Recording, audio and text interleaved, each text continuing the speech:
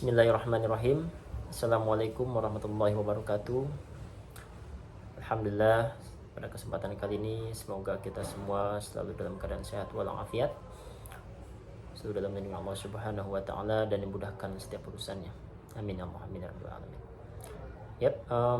Kali ini saya akan coba meng-highlight atau sedikit mereview beberapa buku yang saya baca sepanjang tahun 2025 ini.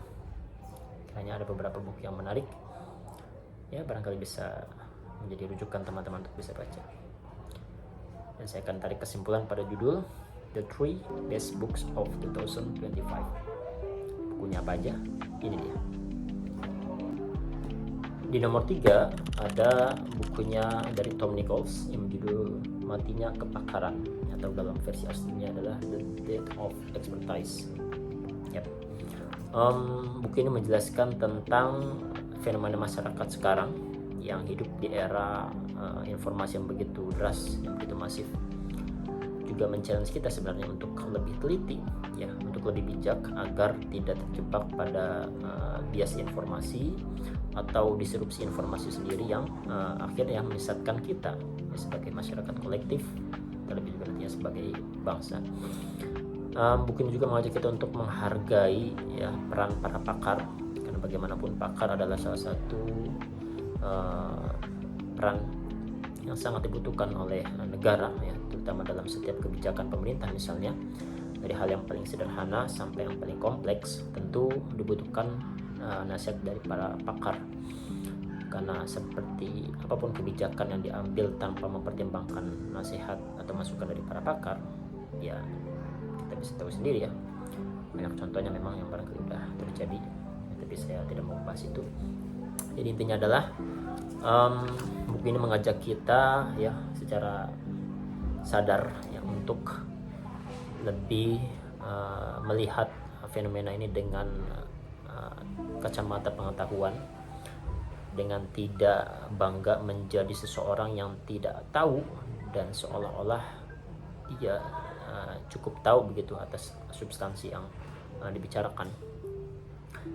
Anyway, buku ini berpesan agar kita mau mencari dan memperoleh ya, intinya memperoleh informasi yang konkret dengan sumber yang jelas dan tepat demi kebaikan diri sendiri dan juga sebagai bangsa dan menuju arah ya, kebijakan dan arah eksistensi masyarakat dan negaranya. Oleh itu, ini nomor 3. Ya, selanjutnya di nomor 2 ada buku, ya ini dia, cukup tebal ya, punya Sophie dari Justin Gardner. Buku ini menceritakan seorang gadis remaja yaitu Sophie Amundsen yang menerima surat-surat misterius ya, berisi pertanyaan mendalam tentang eksistensi ya, kemudian juga tentang alam semesta, yang justru yang membawanya pada edukatif tentang sejarah filsafat barat ya, dari filsuf kuno hingga filsuf atau filsafat modern.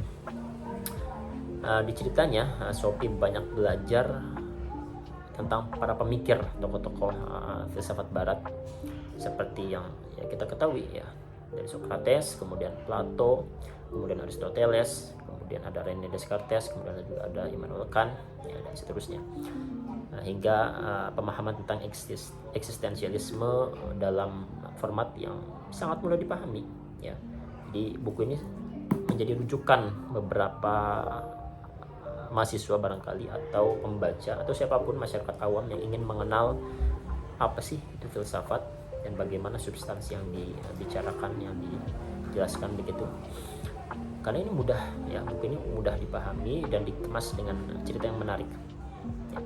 Jadi siapapun yang mau belajar filsafat dengan cara yang mudah dan menyenangkan, barangkali buku ini termasuk daripada rekomendasi yang bisa teman-teman baca. Oke, tiba saatnya itu yang pertama. Ini dia, Tasawuf Modern dari Profesor Dr. Hamka, atau yang biasa kita kenal dengan sebutan atau panggilan Buya Hamka. Buya Hamka adalah salah satu kiai ataupun ulama kenamaan yang sangat kritis sekali. Beliau seringkali mengkritik ya pemerintah, mengkritik kebijakan, mengkritik norma sosial yang berlaku begitu. Selain dikenal sebagai ulama, beliau juga adalah budayawan sekaligus sastrawan. Nah, buat yang belum tahu tasawuf, tasawuf itu adalah ilmu yang mempelajari tentang bagaimana kita mengenal dan mendekatkan diri kepada Allah Subhanahu wa taala. Jadi di tasawuf modern ini, Buya Hamka coba mengemas tasawuf secara kekinian dengan konsep yang relevan, yang sangat mudah dipahami, karena juga diselingi dengan beberapa perspektif barat sedikit.